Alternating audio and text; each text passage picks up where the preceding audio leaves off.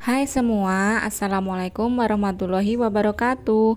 Ketemu lagi di channel aku, HK Cooking Baking. Hari ini aku mau buat nastar. Cuman kali ini aku mau bandingin antara olesan andalanku sama olesan baru yang terinspirasi dari channel Ayo Makan Ayo Masak dari Cik Linda ya. Satu resep ini jadinya lumayan banyak, 1 kilo terigu jadinya sekitar 2 kilo 4 on ya. 2 kilo 4 on, jadi ditoplesin jadi 4 toples ukuran 250 dan 2 toples ukuran 1000 ml. Gimana cara aku buatnya? Yuk ikutin videonya sampai selesai.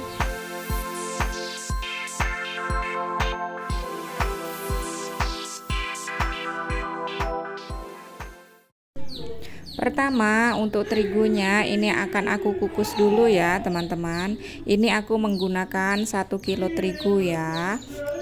Untuk merek bebas ya teman-teman, nggak harus sama kayak yang aku gunakan. Nah, ini akan aku kukus selama 15 menit ya. Nah, ini akan aku tambahin daun pandan dan jangan lupa tutupnya dialasi pakai kain agar uapnya tidak menetes ke terigunya ya. Setelah 15 menit, nah ini terigunya udah menggumpal dan akan kita angkat ya. Kemudian setelah agak dingin, ini kita saring ya.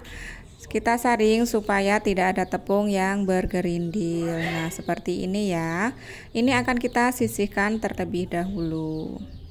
Kemudian siapkan mangkok bersih. Nah, ini kita masukkan 750 gram ini campuran margarin dan butter ya, teman-teman. Kalau merek menyesuaikan aja selera masing-masing. Tapi ini aku pakai Blue Band ya, teman-teman. Kemudian masukkan 150 gula halus. Masukkan susu bubuk 80 gram dan maizena 60 gram. Kemudian masukkan juga 6 butir kuning telur ya teman-teman. Kita akan menggunakan teknik all in one. Ini akan aku mixer semua bahan menjadi satu. Mixer sampai tercampur rata aja selama kurang lebih 2-3 menit ya. Nah, setelah tercampur merata, ini udah cukup ya teman-teman. Jangan terlalu overmix, nanti nastarnya bisa melebar kemana-mana.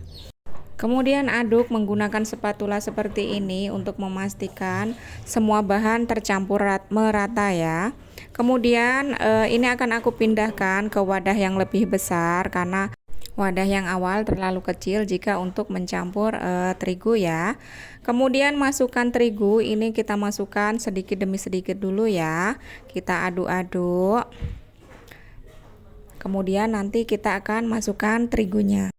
Tapi saran saya, jika membuatnya sendiri, tidak ada teman yang membantu, lebih baik campur sedikit demi sedikit dulu ya teman-teman. Kita ambil adonan menteganya sedikit, baru kita masukin terigunya secukupnya. Karena jika kita ngadon sekaligus 1 kilo, itu membutuhkan waktu yang lama ya teman-teman untuk membuat satu adonan nastar. Jadi adonannya itu akan mengering, dia akan cepat sekali mengering jika tidak segera dibentuk. Oke, kembali lagi ke adonannya. Nah, ini adonannya udah pas ya teman-teman. Ini akan aku tutup supaya tidak kering dan kita siapkan selai yang udah dibulatkan. Ini sebelumnya aku simpan di kulkas ya teman-teman. Jadi selainya agak lumayan keras.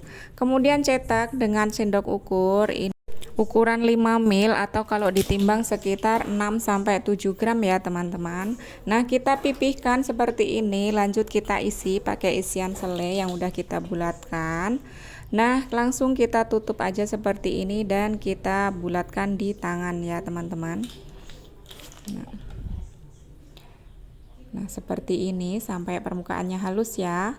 Letakkan di loyang, agak sedikit dibanting, dan untuk loyangnya ini nggak aku olesin apa-apa ya teman-teman. Kemudian ambil satu adonan lagi. Nah, ini seperti ini. Kita pipihkan, kita isi, lanjut kita bulatkan ya. Begitu seterusnya sampai adonannya selesai ya teman-teman. Nah, seperti ini.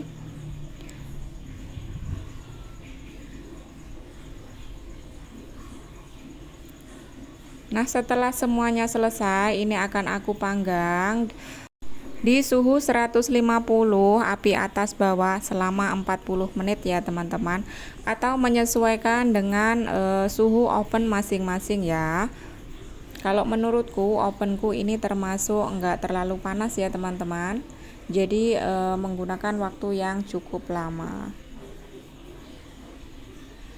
Nah, ini sekitar 40 menit aku panggang. Aku akan angkat. Dan seperti ini ya. Untuk bawahnya ini agak kecoklatan. Itu udah matang ya teman-teman.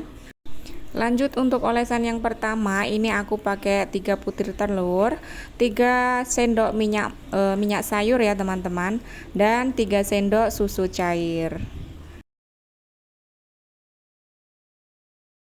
Tambahkan juga sedikit pewarna kuning tua. Nah, ini akan aku aduk ya teman-teman. Untuk teksturnya dia lebih encer. Nah, kita sisihkan dulu ya. Kemudian untuk olesan yang kedua, ini juga sama, aku pakai 3 butir kuning telur. Kemudian tambahkan 2 sendok makan minyak sayur dan sedikit pewarna kuning ya. Kemudian aku tambahkan sedikit adonan sekitar 5 gram. Kemudian akan aku saring ya teman-teman. Nah, kita saring sampai adonannya habis. Nah, seperti ini. Untuk adonan yang kedua ini dia lebih kental ya teman-teman. Dia seperti kuning telur, jadi alami. Nah, ini nastarnya udah dingin. Lanjut aku mau oles ya. Ini yang pertama, untuk 3 baris pertama aku akan oles pakai olesan yang pertama tadi ya, yang pakai susu UHT ya. Karena ini olesannya lebih encer, jadi untuk mengolesnya itu lebih gampang ya teman-teman. Oles tipis-tipis, kemudian akan kita oles lagi ya untuk yang kedua kalinya ya. Dan untuk 3 baris berikutnya ini aku pakai olesan yang kedua ya teman-teman. Ini adonannya sedikit mengental dan kering di bagian atasnya ya. Dan ini akan aku aduk-aduk sebentar dulu supaya lebih tercampur lagi. Nah, ini untuk olesan yang kedua, ini tidak bisa kita simpan dulu ya, atau kita diamkan ya. Jadi ketika kita buat, kita harus langsung memakainya. Kalau enggak, olesannya itu akan kering. Nah, setelah tercampur rata, ini akan aku oles sama dengan yang pertama tadi ya. Oles tipis-tipis dulu, kemudian akan aku poles untuk yang kedua kalinya. Nah, ini setelah semuanya dioles, sekilas emang tampak sama ya teman-teman. Semuanya udah kelihatan glowing. Dan ini akan aku panggang dulu. Panggang di rak tengah. Di suhu 120 api atas aja selama 10 menit ya teman-teman, atau sampai warnanya agak sedikit coklat ya. Nah, ini setelah 10 menit aku panggang, kemudian akan aku sapu dengan kuas yang bersih ya, agar uap-uap yang dihasilkan saat pemanggangan bisa bersih dan tampak lebih glowing. Nah, setelah semuanya kita sapu-sapu, kita akan bedakan, dan ini yang bagian kiri ini yang pakai olesan kedua, yang bagian kanan ini pakai olesan yang pertama ya. Menurut kalian glowing yang pakai susu UHT atau pakai adonan teman-teman, bisa tulis di kolom komentar. Nah, ini untuk yang lainnya tadi aku open di oven besar supaya lebih cepat ya. Dan untuk rasa, kalau terigonya dikukus dulu, ini jangan ditanya ya teman-teman, pasti rasanya itu lembut, lumer banget ya. Jika kita hancurkan tuh langsung lumer, langsung hancur seperti ini ya teman-teman. Nah, segitu aja video dari aku. Terima kasih yang udah menonton. Sampai ketemu di video selanjutnya. Mohon maaf jika ada salah-salah kata.